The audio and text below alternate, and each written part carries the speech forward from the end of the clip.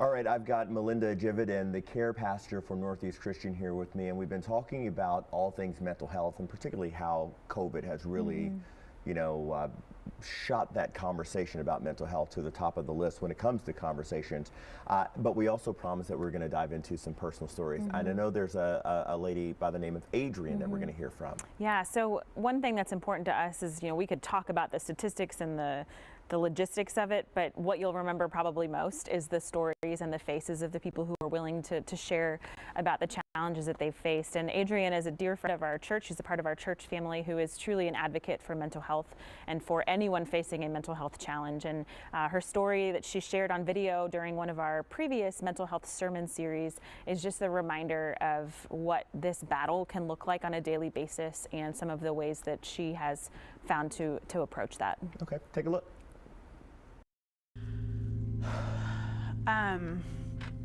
My mental illness story goes back to probably early childhood. I was born into a family where depression and anxiety ran rampant on both sides. I would say that I started realizing that I had depression and anxiety in my early middle school years, and I vividly remember the first time that I thought about committing suicide on the night of my 13th birthday. I wrote it in my journal. I feel like the world would be better off without me. I don't know why I'm still here. I don't know why I'm still alive. So I kind of plugged through middle school and high school and college, and I knew that something was wrong, but I wasn't getting any real solid help for any of that. I was just struggling and journaling all of these really terrible thoughts about myself and about my life and about how unlovable I was and how unwanted I was and how disappointing I was to the whole world. Like I don't know, I was so deeply depressed.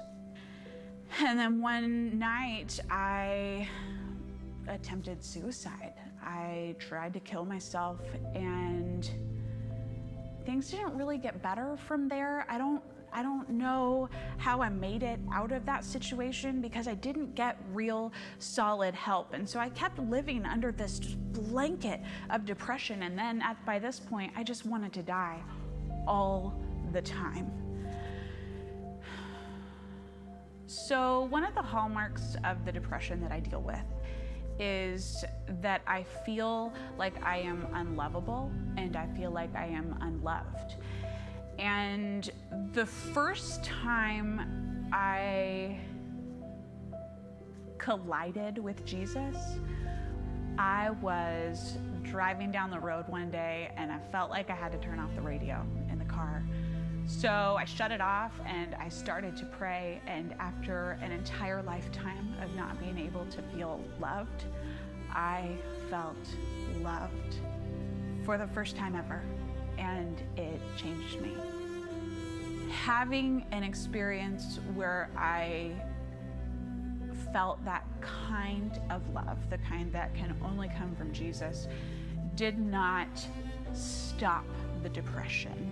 It did not stop the suicidal thoughts. It did not stop the heartache, but I feel like it gave me a deeper well of resources to draw from as I continued to move forward.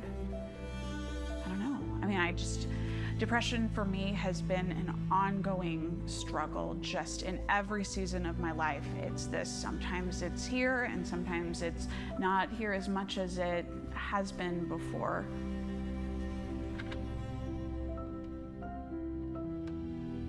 I think knowing what I know now, looking back at the way she behaved in high school, I could see she was really loud and really outgoing, and it's easy to see that she was just masking the pain that she had inside.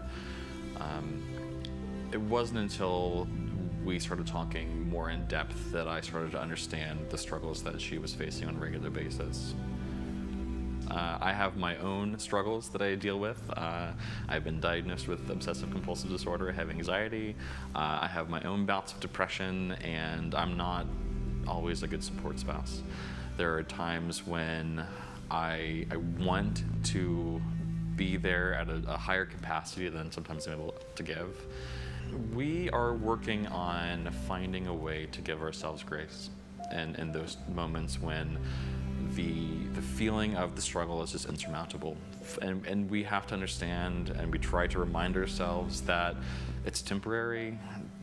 It comes and goes in waves, and we have to know that sometimes it's out of our hands, and the struggle is there to stay, at least for that season, and we need to give ourselves some grace and rest as much as we can. One of the things that we do with our kids, knowing that we both struggle and we're going to struggle and we're going to have hard days, is we tell them the truth. I mean, we haven't always told them every little teeny tiny detail, but we do tell them the truth. You know, they know mom has a sickness that sometimes makes it really hard to be happy. We didn't want them to grow up thinking they were the reason I wasn't okay. So we told them the truth. And we got lucky. Our kids are amazing kids, and talk about like that Christ-like, childlike love. They are just so compassionate and understanding. They love us, and we roll with it together. You know, sometimes it's hard to say what God is teaching me through all of this, because there are times when it's just so dark and I can't find him, and I pray and I feel nothing, and I struggle and I read, and you know, I do all of the things that I'm supposed to do, and it still feels like there's nothing. But then when I get to the other side of the dark, scary, difficult seasons, sometimes, not all the time, sometimes I start to see places where I can share my story with other people. And so I guess I would say, I think God's teaching me to be vulnerable and to tell the truth about how hard life can be, about how it's not always rainbows and butterflies. Sometimes it's dark and scary, and that doesn't mean he doesn't love us.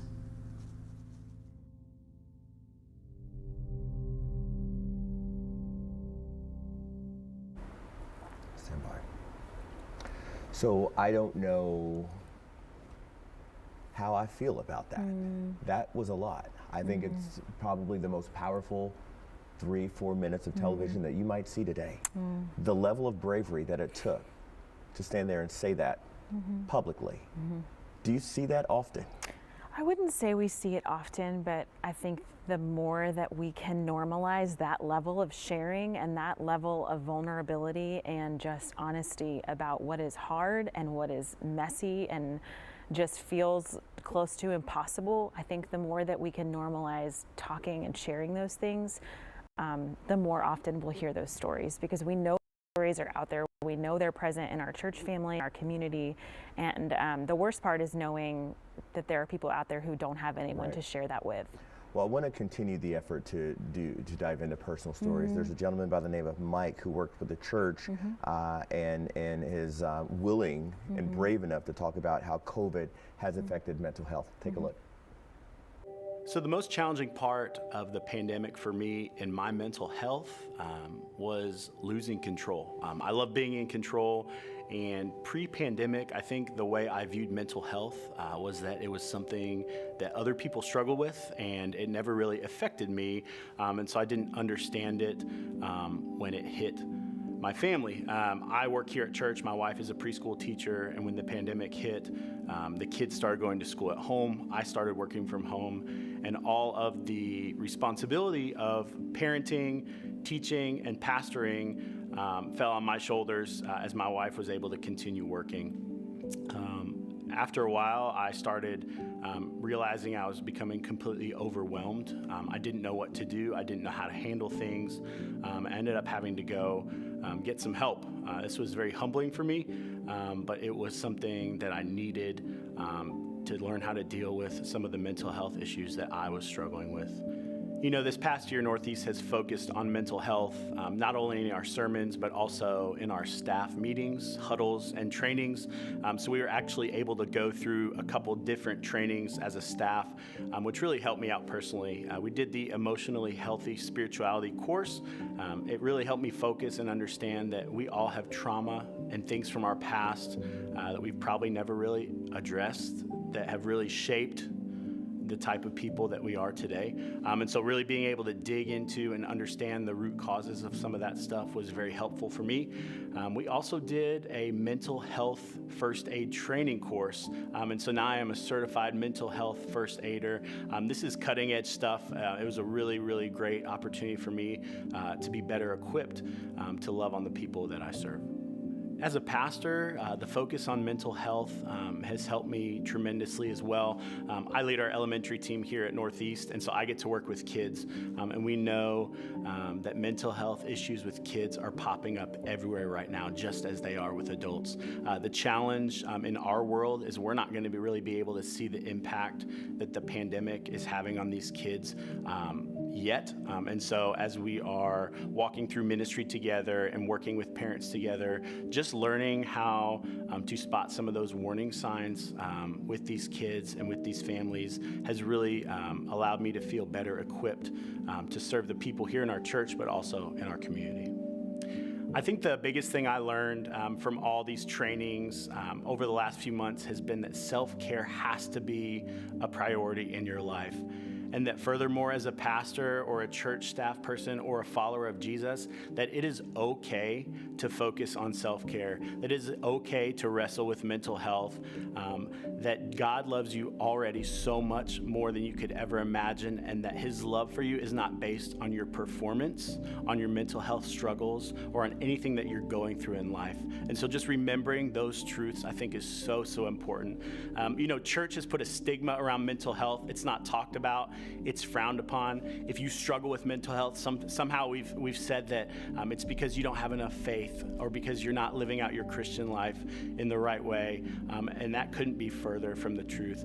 So the biggest thing for me that I've taken from this is every morning I wake up and I set a baseline for who I am as a person first, before I'm a pastor, before I'm a husband, before I'm a father, just as a person. And that has helped me out tremendously to keep things in a healthy perspective. But it's a daily struggle, right? There's no easy fix. These are things that we go through in season, so it's still something I struggle with and I wrestle with. And I'm just so thankful that Northeast continues to talk about this, that we're focusing on this. It's helped me personally so much, and also has really elevated the way that I'm able to minister to the families here at Northeast and in Louisville. So thank you. Well, with the help of some very brave people who are willing to share their stories, we've exposed what the issue and the struggles are, but we would not be doing our due diligence unless we offered you some resources. Coming out for the break, we're going to talk about some of the resources that Northeast Christian is working to provide to people who are in the depths of mental health issues.